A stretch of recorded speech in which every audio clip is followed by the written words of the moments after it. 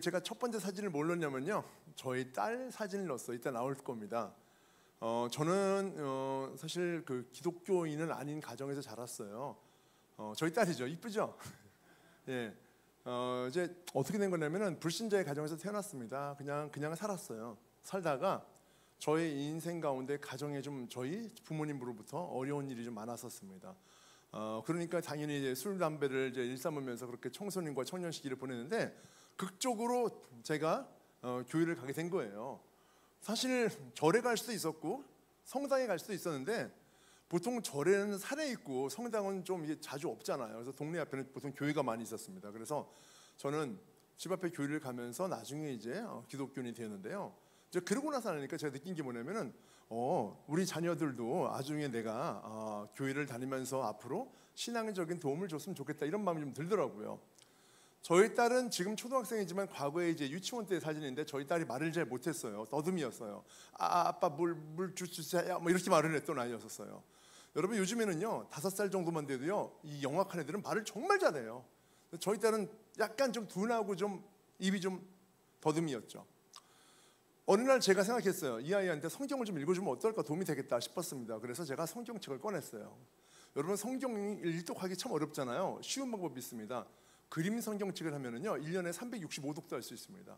66권이 66장에 담겨 있어요. 읽어주려고 하는데 우리 딸이 좋아하는 구절이 있어요. 어디냐면요 노아의 방주예요. 왜냐하면 거기 사자 2마리, 토끼 2마리, 기린 2마리 나오잖아요. 아이는 그걸 좋아해요. 근데 문제는 뭐냐면 그 다음 주에도 거기를 읽어달라는 거예요. 그 다음 주도요. 무려 한 달이 지났는데도 불구하고 아직까지도 저희는 노아의 방주 그림만 읽고 있는 거예요. 제가 조금 짜증이 나고 답답했던 것 같아요. 그래서 딸한테 얘기했어요. 오늘은 아빠가 아무 때나 보여줄 거야. 여기 봐 하고 확 열었습니다. 근데 여러분 어린아이의 성경책 중에서 어떻게 그런 그림이 있는지 모르겠는데 이삭을 제단 위에 눕히고 칼을 번쩍 든 그 아빠 아브라함의 그림이 있는 거예요. 아니 이런 그림이 도대체 그림책이 왜 있는 거지라는 생각이 들었는데 다른 데를 넘기려고 하니까 딸이 그냥 읽으래요. 그래서 제가 어쩔 수 없이 읽었어요. 읽기 싫었죠. 아브라함이 이삭을 향해서 칼을 들었습니다. 다행히 그때 하나님께서 막으셨습니다. 그리고 이삭은 죽지 않았습니다. 됐니 은희야? 했더니 은희가 얼굴이 안 좋아요. 얘가 말은 더듬어도 느낌은 안 좋았나 봐요. 왜? 자식을 죽이는 아빠의 그 마음이 느껴졌나 보죠. 제가 설득했어요. 은희야, 하나님은 우리 인간을 창조하셨는데 아브라함은 아들 이삭을 죽이라는 뜻이 아니고 사실은 얼마나 아브라함이 하나님을 사랑하는지를 알고 싶었을 뿐이야. 그러니까 걱정하지 마 이렇게 말했습니다. 그런데 저희 딸은 얼굴이 굳어졌어요. 안 펴졌어요. 안 좋은 거야. 기분이 아직도. 저희가 한마디 더 했죠. 제가 좀 재치를 발휘했어요. 은희야, 만약에 하나님이 아빠한테 은희를 갖다 바쳐라 하면 있잖아. 아빠는 바로 말할 거야. 안 돼요! 하나님! 내 딸이 누구보다 더 귀한데 절대로 안 바쳐요. 세상에서 가장 중요해요. 이렇게 말할 거 알겠지? 바로 쳤어요. 하나님 지옥 가게 안 해주세요. 저 믿고 있으니까 지옥 가지 않도록 도와주세요. 이렇게 했어요. 근데 여러분 그 순간 제 딸의 입이 터진 거예요. 늘상 더듬이었던 말을 못했던 이 아이가 그 순간 갑자기 빡 말이 터지는데 그게 저를 놀라게 했어요. 뭐라고 했는지 아세요 여러분? 그렇게 말했는데 얘가 아빠 그러더라고요. 그래서 제가 역시 더듬는구나 생각했는데 바로 이어서 이런 말하는 거예요. 아빠 나한테 하나님이 아빠 갖다 바치면 나는 바로 갖다 바칠게 딱 그러는 거예요. 야, 여러분 너무 놀랐어요. 여러분 저는 그래도 교회를 다니고 조금 믿음이 있다는 사람으로서 살아왔는데 이 아무것도 모르는 딸이 저보다 더한 믿음이 있잖아요.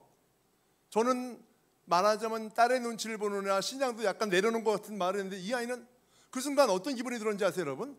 갑자기 고려장이 왜 떠오르죠? 왜 이렇게 서운하죠? 그 순간 또 그러자마자 1초 뒤에 제 눈시울이 촉촉해졌어요 여러분. 그리고 갑자기 마음이 뜨거워졌어요. 왜 그런지 아십니까 여러분? 저는 기본적으로 굉장히 의심이 많았어요. 신앙적으로는요. 그런데 제가 정말 교회를 다니는 게 아니고요. 그걸 넘어서서 믿음이라는 걸 갖게 되었는데 여러분 그런 생각 안 해보셨어요? 제가 말을 하고 있지만 우리가 말 말고 이 내면의 말도 있잖아요. 우리 마음의 말, 우리 양심의 말. 그런데 저는 알아요. 뭘 하냐? 내 안에서 내가 나한테 말하는 건지 아니면 내 안에서 내가 아닌 어떤 마음이 나한테 오는지를 느꼈는데 그 뜨겁게 눈물이 정말 눈시울이 뜨거워지고 그 순간이 어떤 순간이냐면은 그 하나님이라는 분의 마음을 느끼게 된 거죠. 진짜입니다. 어떤 마음이 들었냐?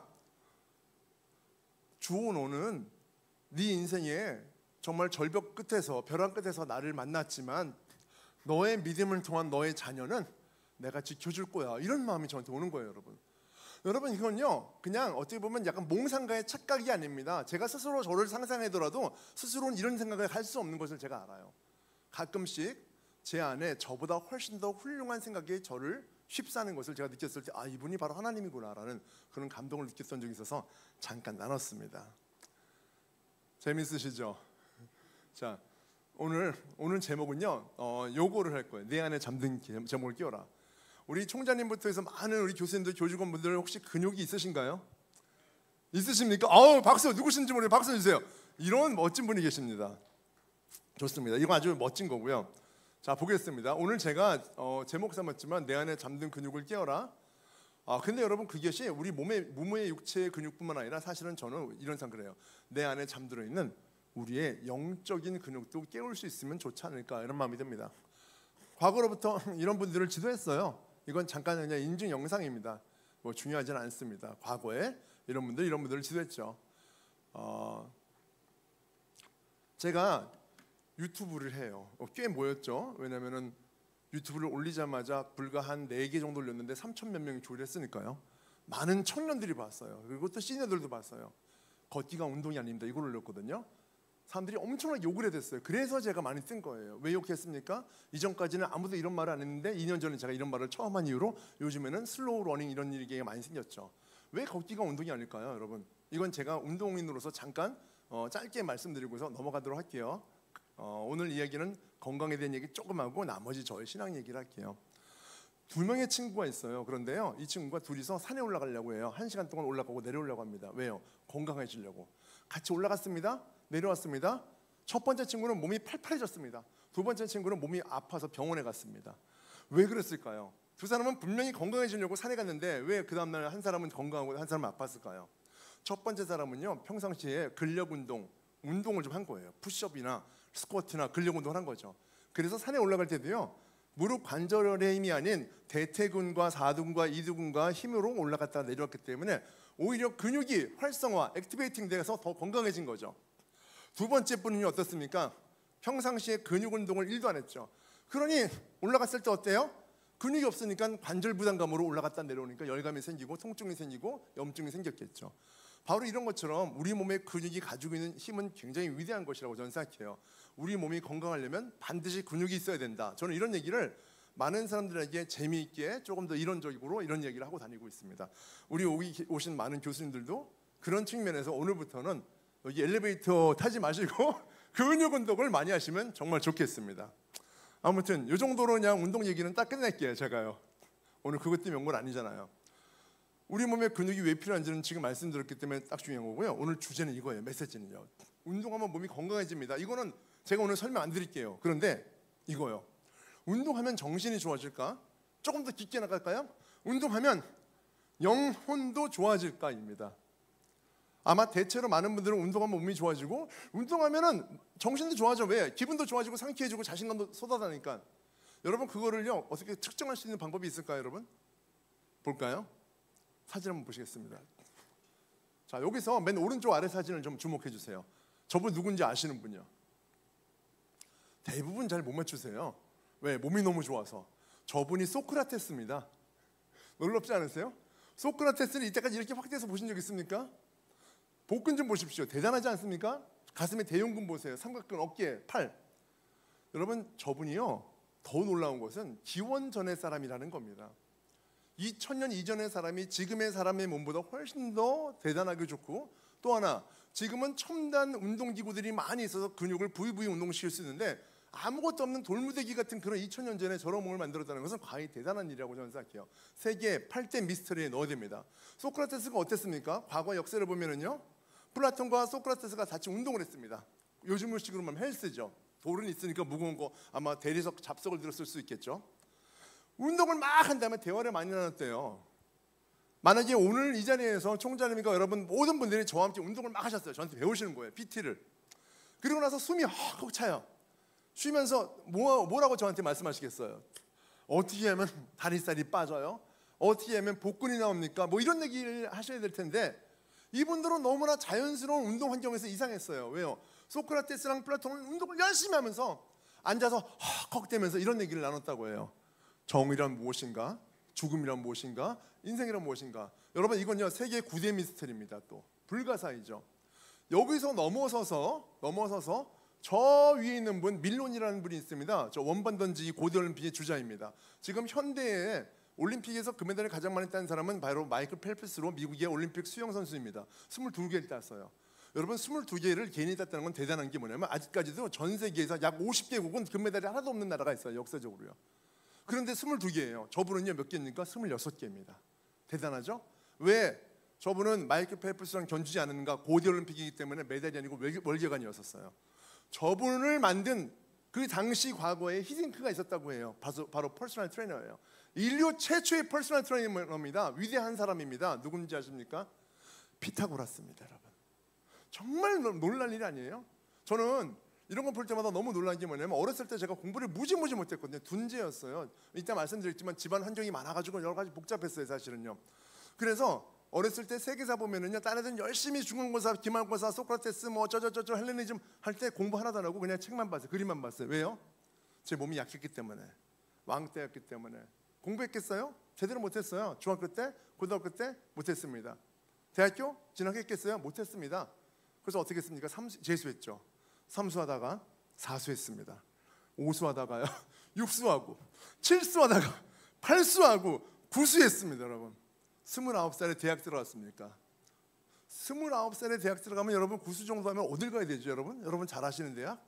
여러분 바로 서울에서 아주 멀리 떨어진 전문대에 턱걸이로 입학했습니다. 그게 바로 저예요. 근데 여러분 그거 아세요? 제가 그때 15살 때부터 29살 때까지 알바를 무려 14년 동안 알바를 30까지 했는데요. 그때 제가 인생을 다 배웠어요. 그때 힘들었을 때 제가 분명히 청소년기 때 술 담배를 하면서 있었을 때 제가 딱 한 가지 놓치지 않았던 게 뭔지 아십니까 여러분? 운동이었어요. 제가 삐뚤을 안 나가고 그래도 최소한 그런 환경에서 역경을 거치고서 나아갈 수 있었던 환경이 하나는 바로 운동을 했던 거예요. 이걸 통해서 딴 애들은 이렇게 예쁘게 할 때 저는요 아가 하면서 제가 그 분노를 표출했어요. 몸이 좋아지기 시작했죠. 정말 희한한 것은 뭐냐면 몸이 좋아지니까요 제가 굉장히 긍정적인 사람이 되고 그런 환경의 절망을 이길 수 있는 희망을 보게 되었고 부정적인 생각보다는 긍정적인 생각을 하게 된 것이었어요. 그래서 그때부터 여러분 29살 때부터 공부를 시작한 겁니다. 그래서 대학교 가고 대학원 가고 그 다음에 석사하고 박사하고 다시 석사하고 이러면서 여러분 달려온 거예요. 어떻게 해요? 하루에 5시간씩 자면서. 지금도 마찬가지죠. 저한테는 이 시간이 낮이에요. 낮. 그래서요. 아무튼 그랬던 제가 알게 된 것은 뭐냐면 저의 전공인 재활과 체육을 더하더라도 이 몸은 대단하다라는 것이었습니다. 이 소크라테스와 플라톤과 그 다음에 밀론과 피타고라스의 영향을 받은 후배 철학자 한 분이 인류 최초의 헬스클럽을 오픈합니다. 여러분 누군지 아십니까? 아리스토텔레스입니다. 여러분 모르셨죠 아마요. 리케 이온이라는 헬스클럽을 최초로 연 창시자입니다. 이건 제 논문을 쓰면서 제가 알게 된 사실이었어요. 너무 놀랐어요 여러분. 그러면 우리는 궁금증을 가져야 돼요. 왜? 역사적으로 위대한 지성으로 지금까지 일컫고 있는 그 유명한 철학자 한 명도 아니고 이 모든 중심이 되는 철학자들이 다 육체의 단련을 이렇게 중시했을까라는 것에 대해서 우리는 한번 의심을 해봐야 될 이유가 있지 않겠어요? 소크라테스가 이런 말 했더라고요. 몸을 건강히 만들면 영혼을 위한 도구가 될 수 있다라고 합니다. 여러분 저분은요 불신론자예요. 특히 플라톤은요 이대한 사상을 가지고 있어요. 몸과 영혼을 따로 놓고 있어요. 그래서 뭐라고 했습니까? 육체는 영혼의 감옥이다라고 말을 하고 있었던 사람인데도 불구하고 그 육체를 쳐서 복종에 시켜서 운동을 한다 이런 관점을 가지고 있었어요.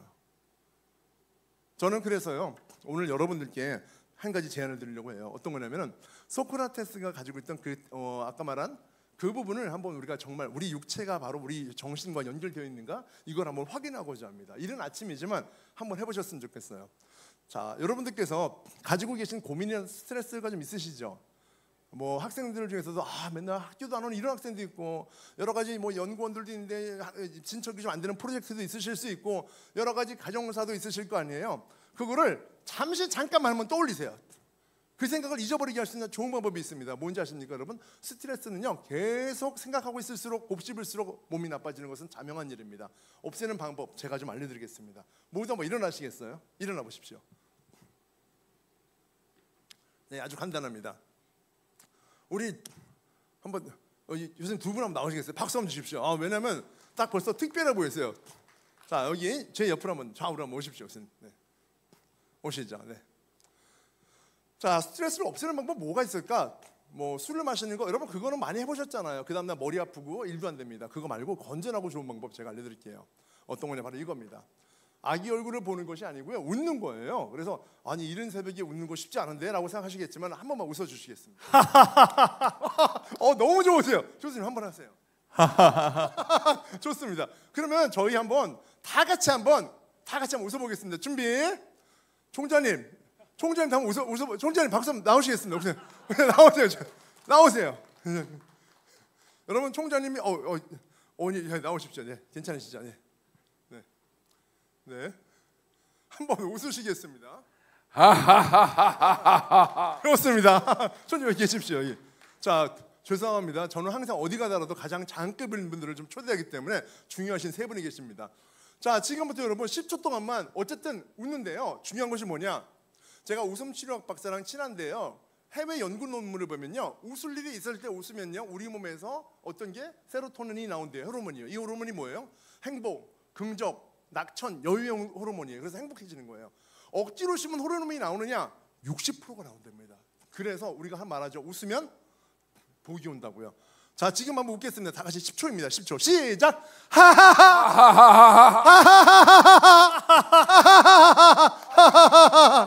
네, 감사합니다. 아직 안 끝났습니다, 총장님. 우리 다 같이 한번 어색하죠? 박수 치면서 웃겠습니다. 시작.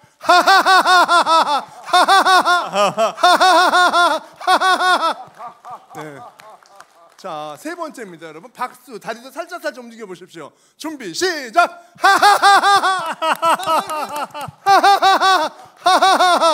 너무 잘하십니다. 한 가지만 더 하겠습니다. 박수 치면서 다리 움직이면서 옆 사람하고 눈 인사하시겠습니다. 시작.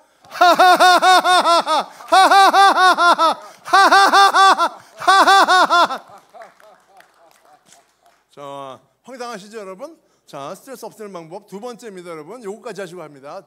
스쿼트입니다. 부담되시죠? 총장님 힘드시면 여기 잡으셔도 됩니다. 자, 우리는 이렇게 하실 겁니다. 자, 스쿼트 아시죠? 살짝 만져보세요. 오케이, 너무 잘하시네요. 좋습니다. 그 상태. 자, 그러면 일어나세요. 또 앉았다가 일어나세요. 준비. 자, 시작하겠습니다. 시작.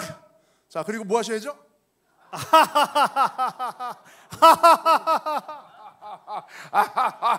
좋습니다.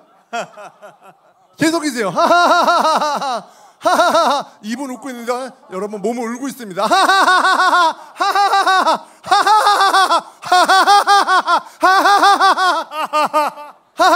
정지. 앉아서 정지.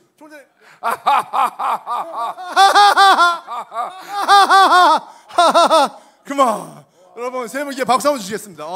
조심히 들어가시겠습니다. 이게 웬일인가 아침부터 생각하실 텐데 여러분, 제가 지금 질문을 바로 넣겠습니다. 혹시 제가 조금 전에 전제를 깔았던 스트레스와 근심과 걱정을 계속 생각하셨습니까? 못하세요. 왜 그럴까요, 여러분? 웃다가 정신 팔려가지고 아무 생각도 안 납니다. 두 번째가 중요합니다. 스트레스를 받으면 어떤 일이 생기죠? 기본적으로 여러분, 뇌혈관으로 가는 혈관이 좁아지기 때문에 기본적으로 여러분 산소 공급도 떨어지고요. 그 다음에 체온도 낮아지고요. 머리가 어지럽고 그 다음에 두통이 생겨요. 여러분, 두통이 생길 때 가장 좋은 방법, 스트레스로 인해서 두통 생길 때 어떻게 합니까? 머리보다 스쿼트를 해서 다리를 더 아프게 만들면 되는 거예요, 여러분. 굉장히 놀라운 발견이죠, 여러분. 이게 지금 최신 의학입니다. 되게 무식해 보이지만은요. 왜 그럴까요, 여러분? 하버드 대학교의 존 레이티 교수가 발견했죠. 우리가 근력 운동을 했을 때 우리 몸에서 정신적인 우울증을 치료하고 있는 그런 호르몬과 똑같은 유사한 호르몬이 나와서 우리의 정신에 행복감과 안정감을 준다고 나왔습니다. 여러분, 더 밝혀진 것은 뭐냐면요, 근력 운동을 할 때 무려 38가지, 현재까지는 밝혀진 게 그 정도밖에 안 돼요. 계속 발견. 38가지 호르몬 중에서 반 정도는 우리의 정신에, 반 정도는 우리 육체에 도움이 된다고 얘기를 합니다. 우린 이걸 뭐라고 간단하게 부를 수 있을까요? 바로 면역력이죠. 여러분, 근데 요즘에 유튜브 보면은 뇌과학자, 뇌가 좋아진다, 운동이 중요하다 이런 얘기 많이 하잖아요. 운동 전문가가 아닌데도 그런 얘기 많이 하시는데 왜 그럴까요? 아직까지 발견되진 않았지만 계속 끊임없이 근력 운동이 우리의 정신에 엄청난 효과를 주고 있다는 것이 발견되기 때문이죠. 뭐 학습 효과, 기억 효과, 치매 예방 등등 여러 가지입니다. 2000년이 걸렸어요. 소크라테스와 플라톤은 지혜를 통해서 그것을 깨달았던 사람이고, 지금은 지식을 통해서 그 2000년 전에 그 모든 것들을 입증한 논증거리가 된 것이죠. 그래서 바로 운동이 중요한 것이라고 저는 생각해요. 제가 지금 여러 군데 학생들과 그다음에 단체를 가면서 모든 전교성의 운동 체질화를 만드는 것에 지금 어떻게 보면 캠페인을 하고 있는 그런 사람 중에 한 명입니다. 이런 호르몬들이 나온다는 거죠. 요거 넘어갈게요. 요것도 방금 하셨으니까 넣을게요. 이제 거의 마지막 단락 갑니다. 만약에 그래서 우리가 운동을 했어요. 건강해졌어요. 그럼 건강한 몸으로 뭘 하면 될까요, 여러분? 되게 중요한 것은요, 우리 청소년들과 학생이나 여러분들도 마찬가지지만은 많은 친구들 중에서는 몸은 이렇게 좋은데 정신은 잘못 가는 경우도 많이 있어요. 정말 중요한 것은 우리 몸과 정신의 균형이 있는 그런 삶을 살아야 되는 것인데, 그럼 우리가 무엇을 원하는 것이냐? 건강한 몸과 정신으로 대학교 졸업해서 돈 많이 벌어서 좋은 차 타고 좋은 집 사고 나 혼자 배불리 잘 먹고 잘 살면 되는 것인가? 여러분, 그 정도는요, 누구나가 그냥 살면 다 할 수 있는 정도예요. 근데 중요한 것은 나 혼자 배불리 잘 먹고 잘 사는 것으로 인생을 살기에는 인생이 길다는 것이죠. 조금 더 의미 있는 인간으로, 잉여 인간이 아닌 인간으로 살기 위해서는 우리는 내가 왜 사는지를 알아야 될 필요가 분명히 있다고 저는 생각해요. 제가 지난주에도 한동대라는 곳에 가서 전교생 체프를 제가 1, 2, 3부를 다 마치고 왔는데 학생들한테 나름대로 도전을 좀 주고 왔어요. 여러분, 어떤 때 행복하십니까? 어떤 때 행복할까요? 제가 좀 유치하지만 이런 걸 좀 보여드리고 싶어요. 제가 중학교 2학년 때 바로 저런 것을 행복이라고 생각했던 사람입니다.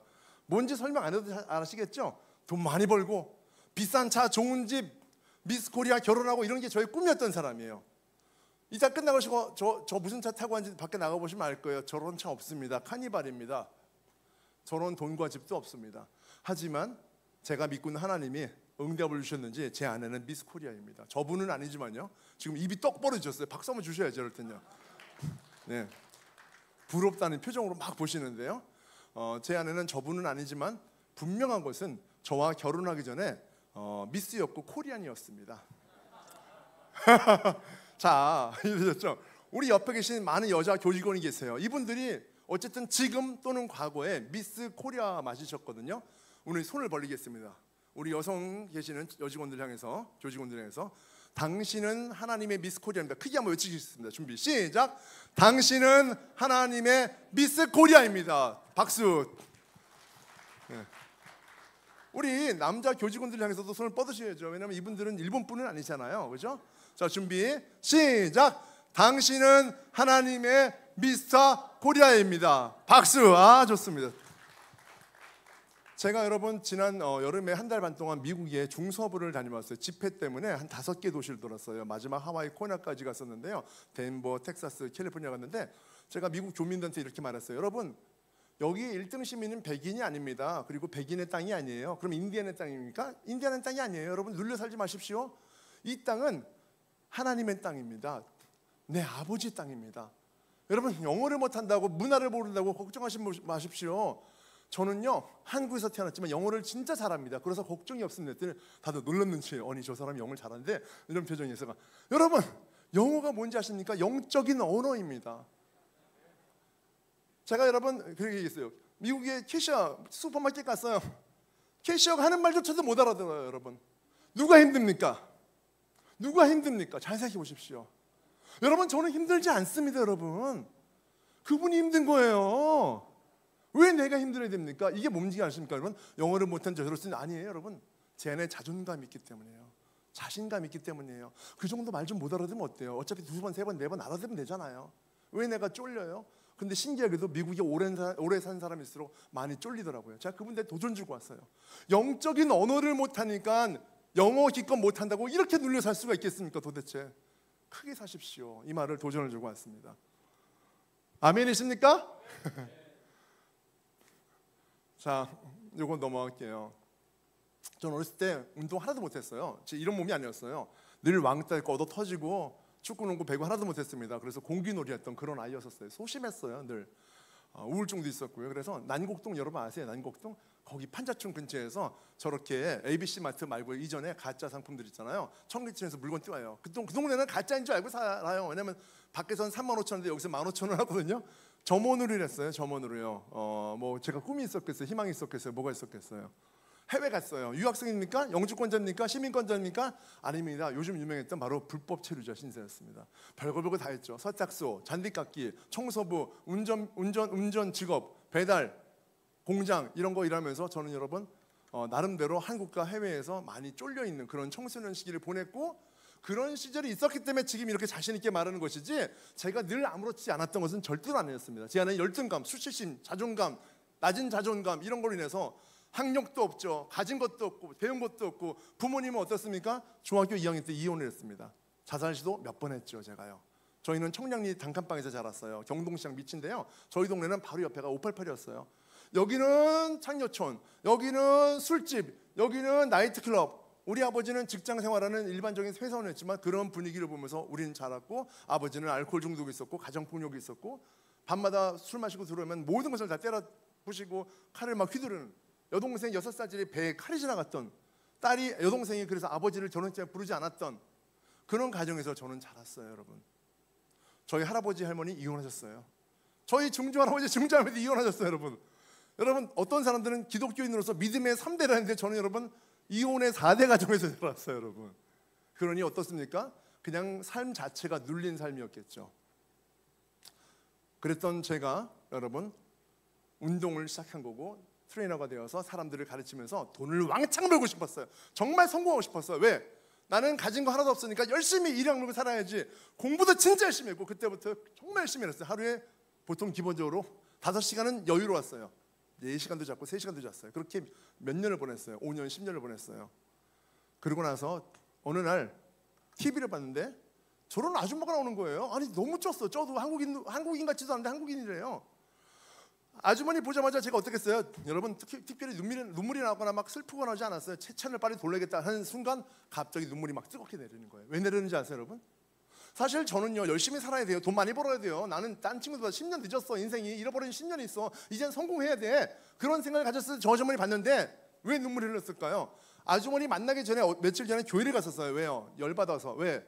하나님 있다면서 왜 나 같은 사람은 안 도와주시고 행복하고 편안한 사람만 도와주셔? 교회 욕하러 갔어요. 오늘처럼 찬양이고 뭐 뛰어가 기도하는 그런 교회가 있더라고요. 들어갔어요. 욕하려고요. 유명하다고 그래가지고. 근데 욕을 못 하겠는 거야. 사람들이 막 기도하는데 너무 또렷해 발음이. 다행히도 그 교회에 할머니 2분이 접근해서 말라말라말라 하더라고요. 여러분 교회 방언이라는 게 있잖아요. 그 교회는 순복음 교회가 아닌데도 그런 교회더라고요. 저도 욕했어요. 하나님 니팔저팔 하나님 XX 하나님 빼빼빼 하나님 욕을 했어요. 가짜로 방언하는 것처럼 하면서. 그 순간 제 안에, 여러분 아까 제가 말했죠. 나의 양심으로서는 스스로 말할 수 없는 마음이 느껴진다고. 너는 죄인이다. 이 마음이 딱 들어오는 거예요. 그 순간 내가 놀랐어요. 왜냐면 이건 그때가 처음이거든요. 이런 일은 처음이에요. 왜 내가 나한테 지금 교회니까 내가 스스로 죄책감? 무서워서 괜히 믿지도 않으면서 내 스스로 그래서 제가 또다시 제가 막 욕을 하고 있었는데 다 마음이 딱 들어오는데 그 마음이 뭡니까? 너는 나의 아들 예수를 모른다. 여러분 이름이 딱 예수를 모른다. 그 마음이 딱 들어왔어요. 옆 사람이 한 말이 아니에요, 여러분. 그 순간 눈물이 나오는데 뜨거운 시루떡 같이 시루떡 같은 눈물이 쫙 얼굴이 탈듯이 콧물, 눈물, 침물 막 엉엉 울었어요. 제가 느낀 게 뭔지 아십니까, 여러분? 어렸을 때 동네 문방구 가가지고 훔쳤던 지우개나 볼펜 그런 게 생각나는 게 아니고요. 내가 친구한테 욕하거나 이런 것들 뭐 거짓말했던 거 생각나는 게 아니고요. 하나님을 모르고 살았던 죄.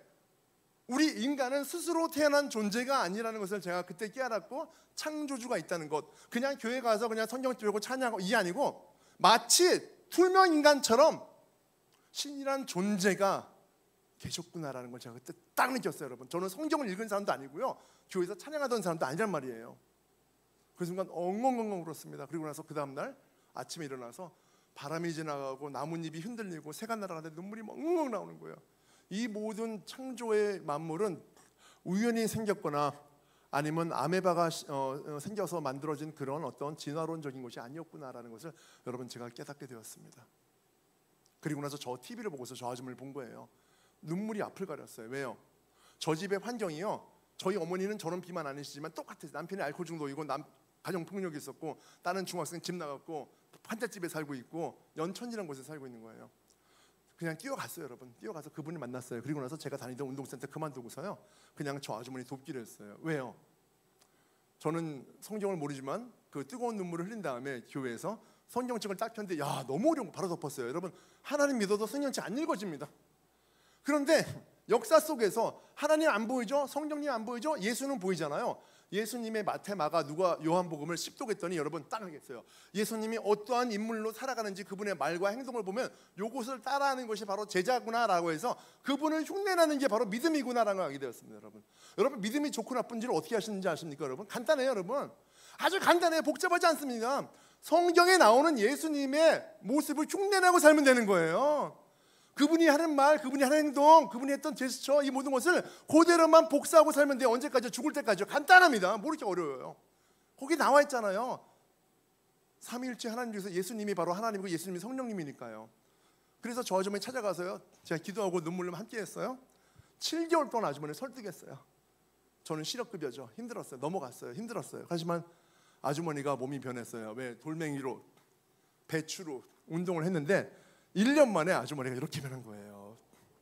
하나님 믿고 집 나갔던 딸이 돌아오고 가족이 하나가 되었어요. 저는 그때 깨달았어요. 나는 운동을 가르치는 사람으로 이 땅에 온 것이 아니야. 사람들 볼 때는 운동 가르치는 사람은 뭐 운동 재활과학 박사 뭐 이런 게 미안한 얘기지만 하나님 볼 땐 선교사구나. 선교사.